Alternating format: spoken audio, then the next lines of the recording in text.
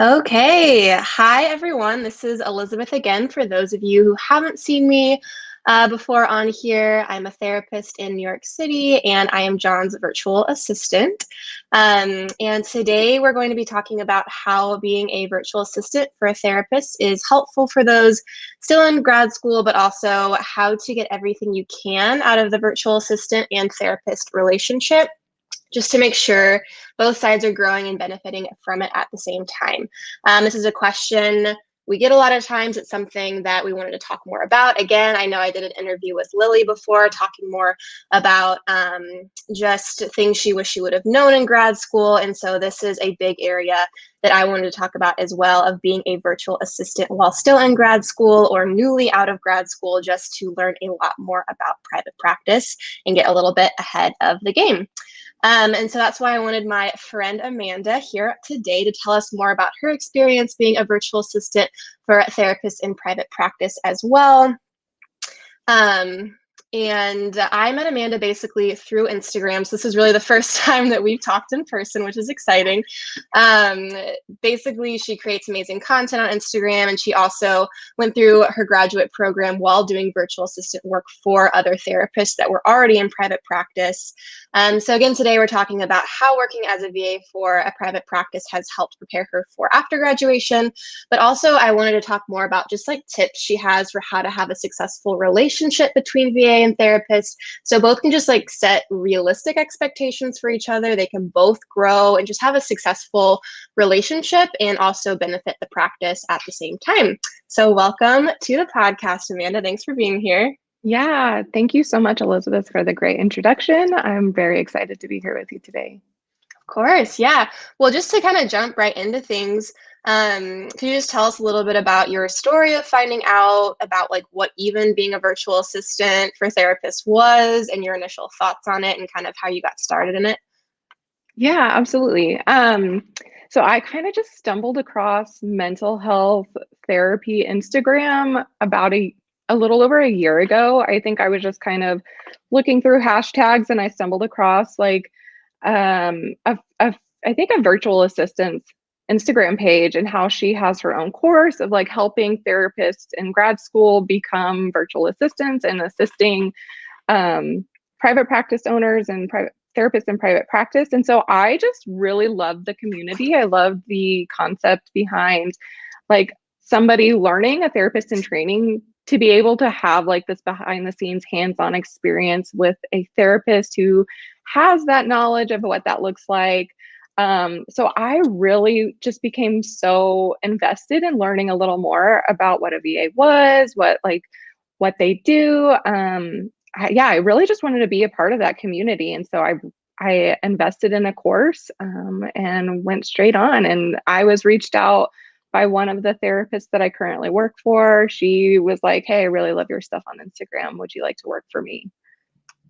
Yeah, that's awesome. So kind of just found it through Instagram. I know we met each other through Instagram, so it's a really awesome way to just be able to find other therapists, find things like being a virtual assistant. I know for me, I had no idea what that was either until I stumbled across other people on Instagram. That was like the place that I found everything.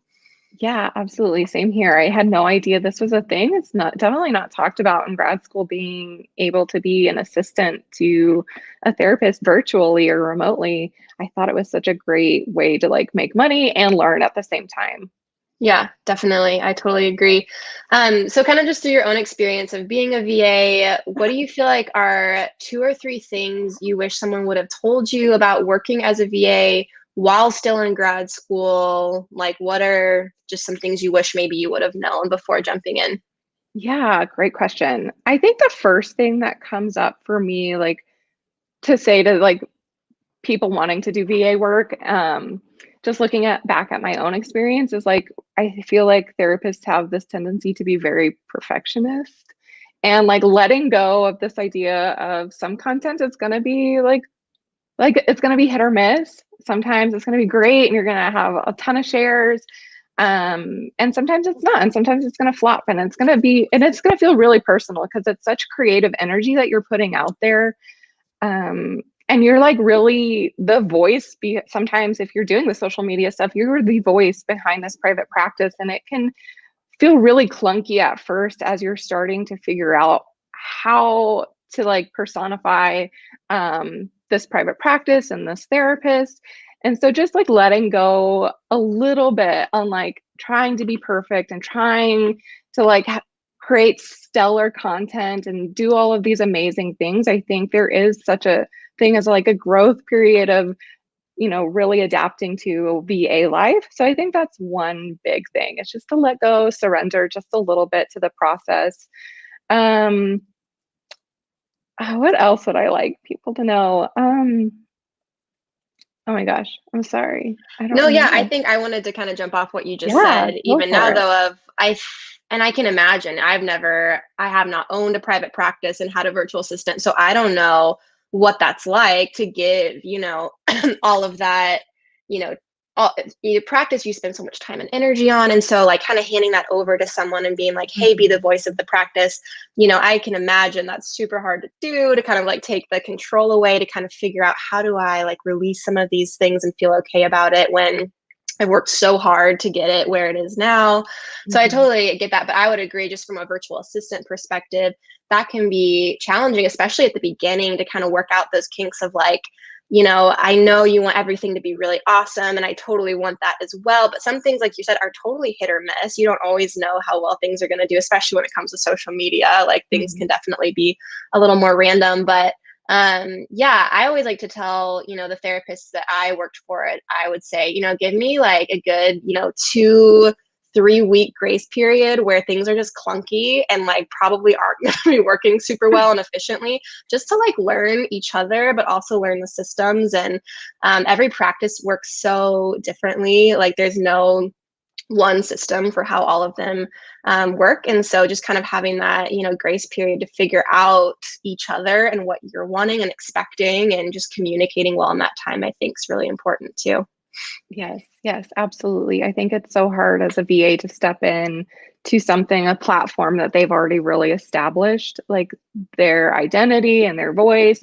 Oh, that's what I wanted to talk about too, is it can be really hard as a VA with so much grad school knowledge and go to work for therapists who are very specialized, who have niches that you honestly didn't even know existed or just have very little knowledge about. And so I think it can be very scary to try and step into that knowledge gap of how I don't know much about this specialty, and like really committing yourself to learning and researching and finding that information so that you are authentically posting content for them around their niche and their specialties. I think that is also very difficult to really kind of step into too. Yeah, yeah. So kind of even like knowing, if someone is specialized in something, okay, this is probably going to take more time and energy just to be able to research and get a good grasp and understanding over Mhm. what this specialty is, what that means. Because you're right, like in grad school, it's just like a little bit of everything that we get. Like we don't specialize when we're in school. We're trying to get a taste of it, as many things as we can, to figure out what we want to do. So yeah, I think that's super fair, of like also going in with the understanding of this might take, a lot more time and energy, just understanding and learning the specialties that, Mhm. you do, and the niches that you have. Yeah. Yes, absolutely. Yeah, definitely. That's really good. Well, would you recommend being a VA in grad school to other mental health students? Why would you recommend it? Can you tell us a little bit about what Yeah. your thoughts are on that? Yeah, sure. I have loved my experience as a VA. So I think if you have the capacity to be able to have the flexibility of a VA job and are curious about, the just mental health field and what you can contribute and helping a VA and also learning what it's like just on the back end of things of a private practice, I definitely like encourage you to be courageous and like put yourself out there and you know dive into this work if that's something that calls for you. I think it's a very rewarding job. Just the knowledge that I've gained, like just the insight around like how much work that a therapist does on the back end of things. And, being able to take that load off a therapist and like you get to be the hands-on person and you get to really understand what's really going on. I think that's such a like a good trade-off, honestly. So yes, definitely go for it if you have the capacity and time and energy to do that. Yeah, I would also agree that I think it is just a really great opportunity because while in grad school, we learn so much about the clinical side of things, but Mhm. helping out another therapist in private practice helps you learn about all the other sides of the business. Like there's marketing, there's a business end to things, just like admin work, keeping track of things. It's a ton of work. And I think it just gives you a lot of respect, but also perspective of what really goes into running a private practice. Like I think I know for me and a lot of other my classmates in grad school, everyone would talk about what do you want to do after you graduate, and all of us were like, I'm going to go into private practice. That's exactly, we're just going to create our own private practice. And that was kind of like the buzzword that we were all saying. It was like, oh yeah, we're all going to Mhm. do that. But none of us knew, what that took, what that really meant. And yeah, I think just I wish I could have done VA work in grad school because I started it when I had just finished instead. And I wish I could have done it while in grad school to get an even Mhm. better precursor into what that looks like after I graduated. Yeah, yeah, I definitely think it gives you a whole different perspective of that. It's just not seeing clients and talk therapy, that there's so much work and calling people back. And I think it definitely depends on like what your therapist is looking for. If it is social media and or only social media or helping with podcasts and courses and things like that, like there's so much more to it than than what's expected. And I think, yeah, being able to do this work while in grad school is very helpful and like an eye opener. Right. And it opens so many doors, exactly what you're saying Hmm. of like, oh, yeah, there's talk therapy, but there's also courses. There's also, different classes you can do or things that you can sell. I know John talks a lot about that in private practice workshop of creating multiple streams of income and that Hmm. sort of thing. And so that's something I was so new to. I was like, I just thought you saw clients, and it's like, I was like, I did not even kind of process through. There was all these different facets of having a private practice you could also do with Hmm. so many things being online, which is really cool. Yeah, I think you make a great point. Like I sometimes reflect on it, like I have to be gentle in the words that I say about myself, but like almost being naive in a way. Like Mm-hmm. I also thought it was only just talk therapy and then I started to see like all of these things that therapists can offer on the side to diversify their income. And I'm like, oh my gosh, that would be great to not have to, only have 40 clients to meet that 40-hour work week and all of these things, that it can look very different. And that's just something that is not really talked about at all in grad school. Like there's multiple ways that you can make money as a therapist. Right, which is really exciting, but also I think just such a new concept is another big reason we probably don't talk about it in grad school because it's just such like a modern way of being a therapist. Hmm. It feels like it almost just happened, unless I'm just new to the game, which could totally be, what it is, but it feels very eye-opening to me as well. Hmm. Just like, wow, I had no idea there was all these possibilities, which is really cool. Yeah, yes, for sure. Definitely a Yeah. different kind of restructuring that's happening. Yeah, definitely.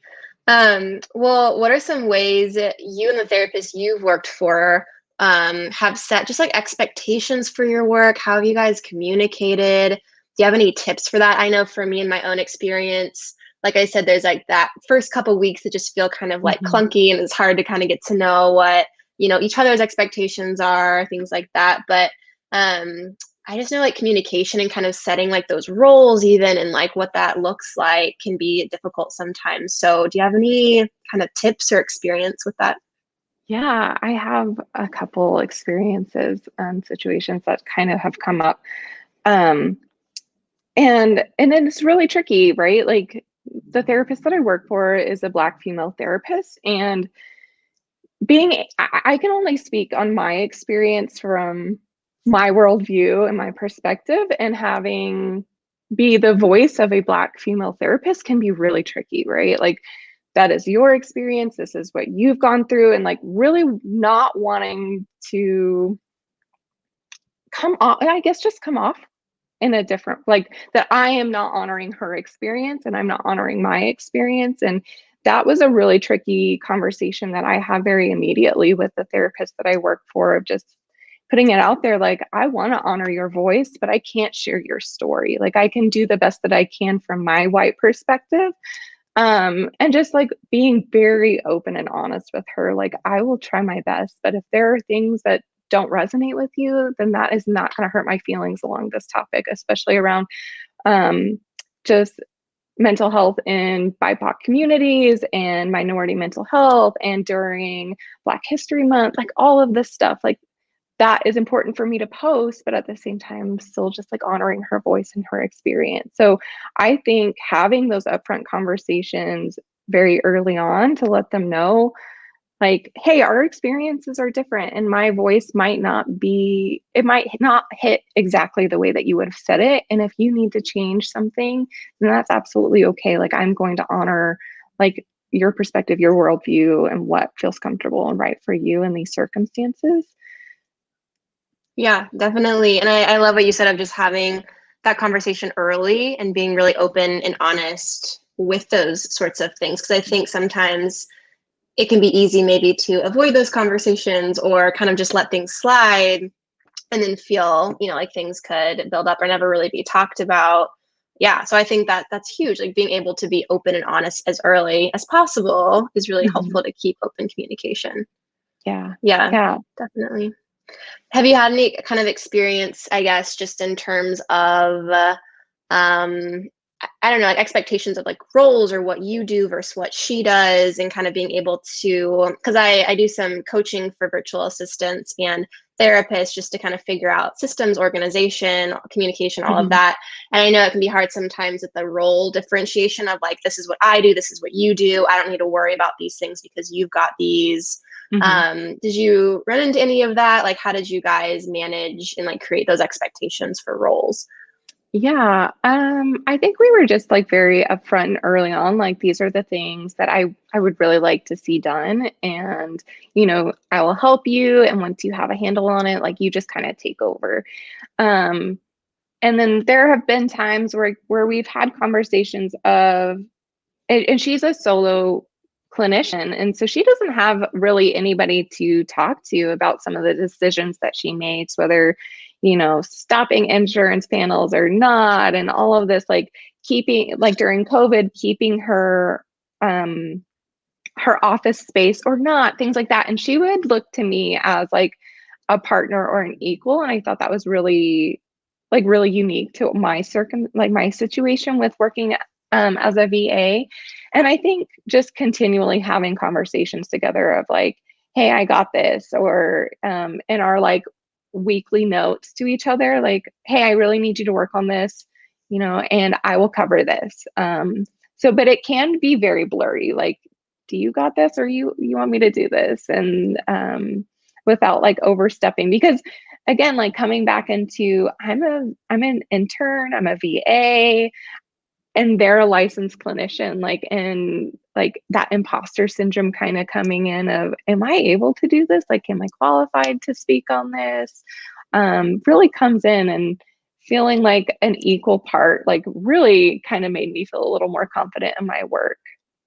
Yeah, I think that's so important, feeling like you do have a voice and you do have a say. I know when I've worked for therapists, like having that role where I feel like my opinion and my voice and what I have to say like holds weight, and like they like Mhm. show you that and are able to be like, yeah, like this is important. Like, what do you think about this?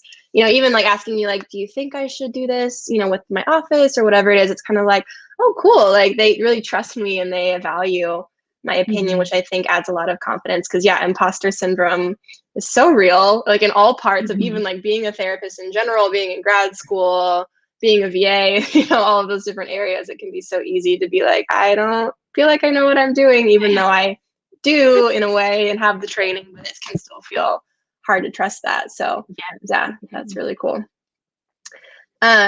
How do you feel like you've grown the most being a virtual assistant before graduating? Like, do you feel like you kind of have the tools that you would need to do a private practice on your own? Is that something you're wanting to do? How has it kind of set you up for after graduation?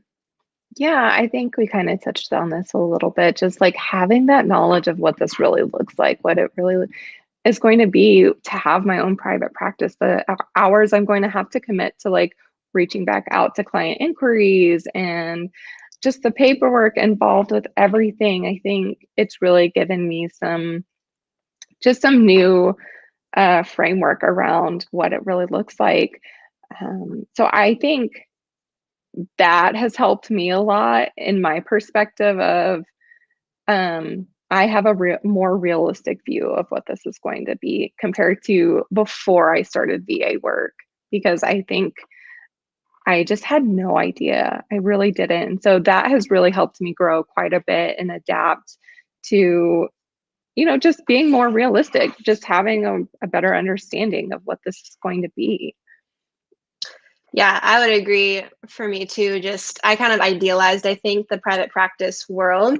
Because Hmm. I think, you see cute offices, you're on Instagram, there's Instagram therapists that have a private practice. And I think for me at least, it was kind of like, ooh, that's the ideal, that's what I want to do. And I want to have my own business and I'm entrepreneurial and that sounds really fun and exciting.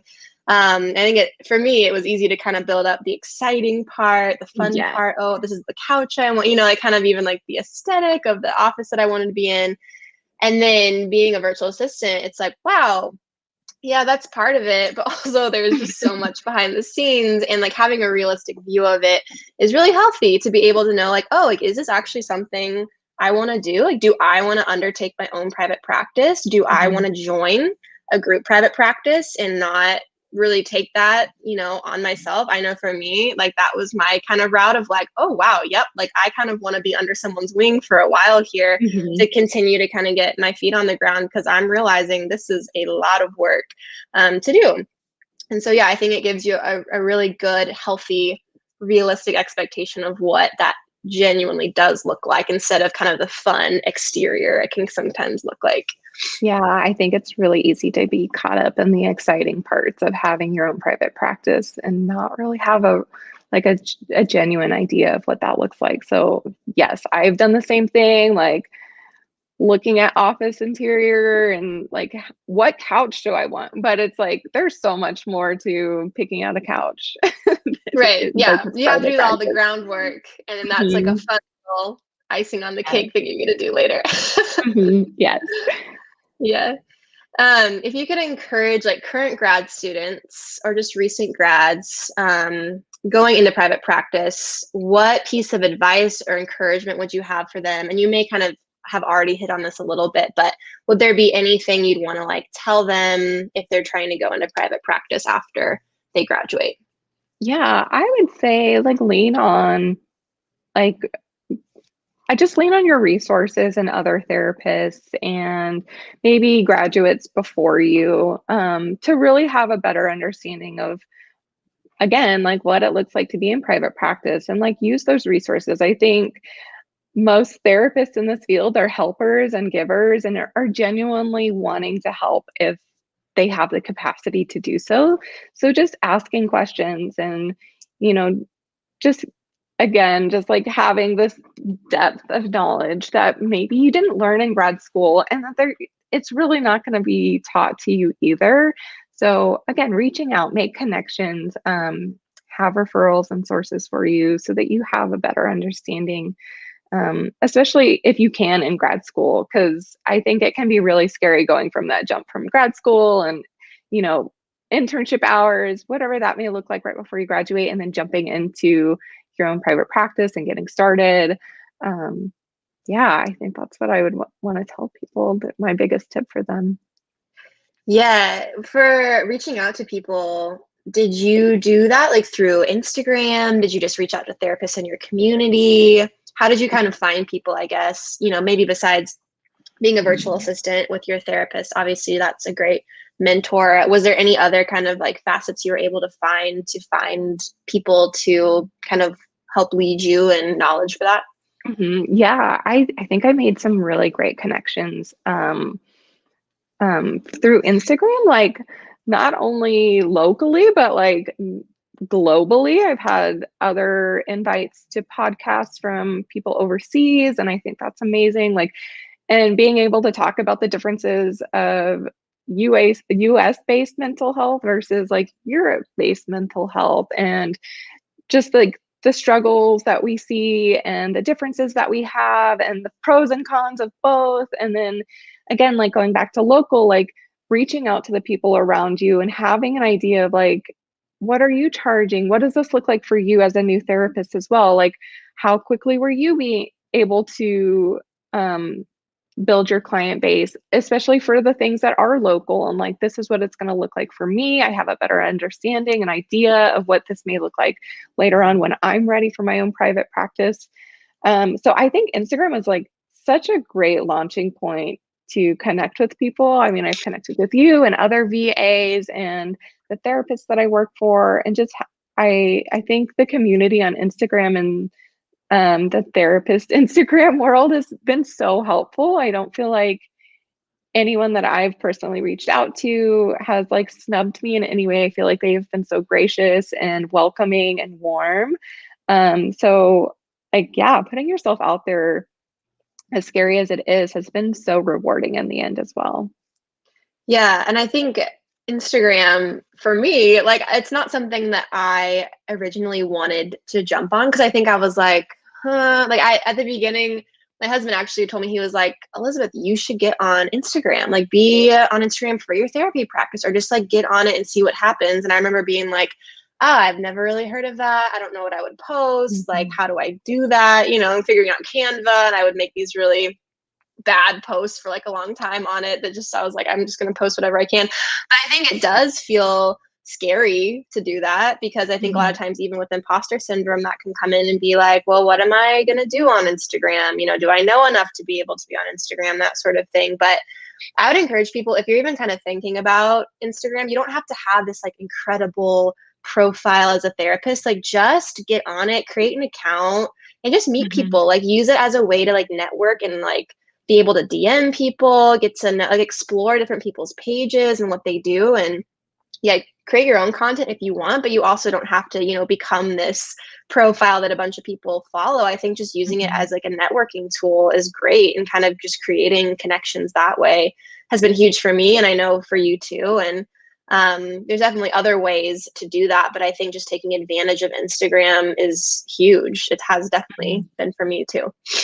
Yeah, yeah, I think that's so great. Like just hearing your experience as well. And I was very similar in like starting my Instagram page. Like I was very scared. I was very nervous about like where I was at my program when I started my Instagram page. Like, am I enough yet to be able to post mental health content and to have relatable content for people out there? And I think it was really scary, but I again, as I said, like I really wanted to be a part of that community. Like I really wanted to put my face out there, my voice out there, like, and start creating my brand for myself and what I want like mental health look like for me and like modern therapy. So I think that's so funny that you were also very hesitant, because I was as well, and I still think I am sometimes. Like, again, just am I enough? Do I know enough to be able to post on some of these topics, and that imposter syndrome kind of coming in? But like you said, like it doesn't have to be like this insanely amazing post to be able to be in this space with like all of these creators and mental health specialists. Yeah, definitely. And I think too, just being in the mental health world, it can be so isolating. Like it Hmm. gets hard to feel like there's other mental health therapists out there, mental health professionals out there. For me, even like that are like close to my age, that are in the same phase of life as me, like that was really huge to meet other people around my age that are doing this and that are, you know, like in private practice or you know, just in grad school or whatever it is, to not feel just kind of isolated. And like, we really do have this cool community, I think, on Instagram of therapists where I feel like I know there's like a group kind of in a way, or just like Hmm. there's definitely like the regulars, I guess. And so I Hmm. didn't know that was a thing. I've never really had like an Instagram community, I guess. And so that was like my first experience of it. Oh yeah, that's great. And there's so much more to it too, like so many free resources for people and podcasts. And I think just like this modern therapy world is just so helpful and like so resourceful. And I think It's such a like wonderful place to be in. Yeah, and it's exciting. It's exciting because things keep evolving and changing, and I feel like I'm just seeing it in real time of like, wow, that's a great idea. I never would think to create a course or like some kind of like master class around this idea, but that's so smart, and getting ideas that Right. way too. Yeah, I think the therapist I work for, she suggested that. She was like, "Why don't you create your own courses?" And I'm like, "Oh, it literally hit me like a wall. Like, can I do that? I guess I could do that. Like, I could do something." And I think just even like having someone else who sees me as a therapist and like values my work as a therapist, to think that I could, or even like a VA, like be able to create stuff for that's helpful for others. I just thought that was such like an incredible experience. Like I was like stunned for I think like 2 days after she said that. Yeah, and I love how encouraging that is for someone to see that in you and be able to encourage you in that through doing VA work. Hmm. But too, yeah, it's cool to see other therapists in similar phases to where we are, similar amount of training to where we are, create stuff. Because then it's kind of like, oh, it dampens down the imposter syndrome where we kind of think Hmm. like, oh, I'm not ready yet, I can't. But we see other, and it's like, oh wow, like okay, like this person believes in me, or this person's actually done it, and like I actually could. That's amazing to be able Hmm. to see that other people are doing it, to have kind of like role models of people that went through with it, and it's like, okay, cool, like my imposter syndrome's going down a little bit here, maybe I could do something like that. Yes, yes, love it. Yeah, that's awesome. Well, if you were to speak to a therapist who maybe currently has a virtual assistant or is thinking about getting one, um, what advice would you give them? Like how to prepare for that, how to maybe set boundaries, how to communicate things, be most effective. I know a lot of therapists getting a virtual assistant get kind of nervous of like, well, I don't even know what I would give them to do. I don't even know, how to do Hmm. that, how to set up my system so they can jump in. Um, just from your experience being on the other end of it, what has been helpful jumping into it that you would tell other therapists to do, not do, be prepared for? Yeah. Well, I first want to speak to therapists who are considering hiring a VA, or if you're at that point of feeling like you're stretched too thin and you would love to offload some hours, but you don't exactly know what that looks like. I want to encourage you to find, a VA that or a therapist in training or something that will help you offload some of that work. I think as therapists, we preach like not getting to burnout and asking for help. But then I think we also really struggle with asking for help as well. And just like, I don't know, recognizing where you're feeling really stretched is a really helpful starting point to assign that work to a therapist. So if it is like client inquiries and getting back and emails and phone calls and intake, something like that, like I think that's a great launching point for a VA to pick that up. And just being very clear and concise and having, you know, I think it's so great. Like COVID has helped us so much with like virtual work that you can have these Zoom conversations and train somebody or, record things and have them sent over to a possible VA to help them be able to stop and go as they please, like pause the video, do some of the work. I think that for me was really helpful. That's what my therapist had done. It's just like screen recording all of the things that they do and really going through and being meticulous and being very helpful. Just if things arise, um, like having the answers already there in a video that I can go back to at any point. And once I have a handle on it, then I can take the reign. If I have questions where I do have a hiccup, like being able to reach out during like her office hours and ask questions. So I hope that was helpful. Yeah, I That definitely was think like a so. fully loaded question. Yeah, well, I like what you said about having the videos, because I think, and John's done a really great job of this, and I've kind of, worked with other therapists that I've worked under and told them like, hey, like if you have a way of doing things or it's hard to kind of like type it all out or like talk to me on a meeting and like figure it all out, like create a video, like do like a Loom or Mhm. whatever it is of like screen share and just like record yourself talking about it, being on your screen, showing me how to do it. If you send me that video, I don't have to keep asking you how to do Mhm. something. I can watch it as many times as I need to. And sometimes that's a lot of times to get it down because I'm, totally new to this system.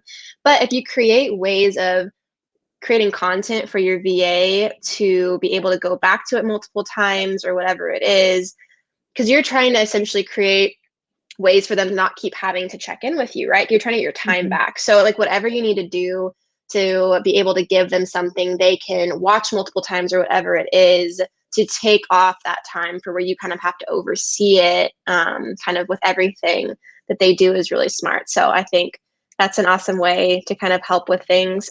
I do want to put a plug in here that I do virtual assistant coaching for any therapists out there that need someone just to kind of help coach their virtual assistant with private practice workshop systems and organization and ways that we talk about here. I offer that for 45-minute sessions, and I will put that link in the description if you're interested in that as well. But I also want to open up the floor. If anyone has questions, go ahead and send those as well through the comment section, and we can answer some of those if you have any questions for Amanda. But Amanda, where can people get connected with you? What are kind of the areas that you're in? And also, are you doing therapy? What does life kind of look like right now? Yeah, so my Instagram handle is amandarose.mft.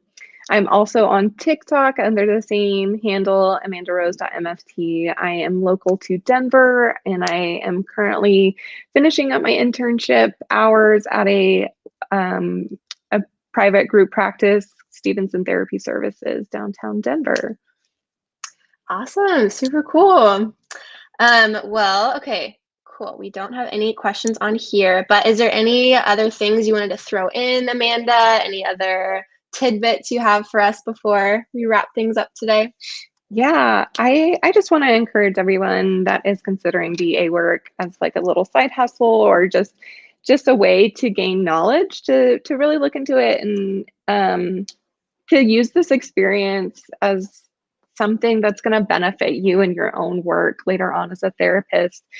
And even if you're not, there are so many free resources out there on Instagram and podcasts and people that are willing to help you. So you're definitely not alone in this journey of like navigating therapist in training into therapy world as a practicing clinician. So yeah, just make this experience your own, and I think you'll really benefit from it if you're able to like make those connections and put yourself out there to be vulnerable with others. Yeah, yeah, I love that. And yeah, I ditto all of that. I feel very similarly. Put yourself out there, take the risk, learn from other people that have gone before you. I feel like that is just the biggest takeaway that I have as well through doing VA work. So I Yes. totally agree. And we will also link to Amanda's information below if you guys didn't catch where to find her. But thanks so much for being here today, Amanda. I really appreciate it. Yeah, thank you. So good to see you. You too.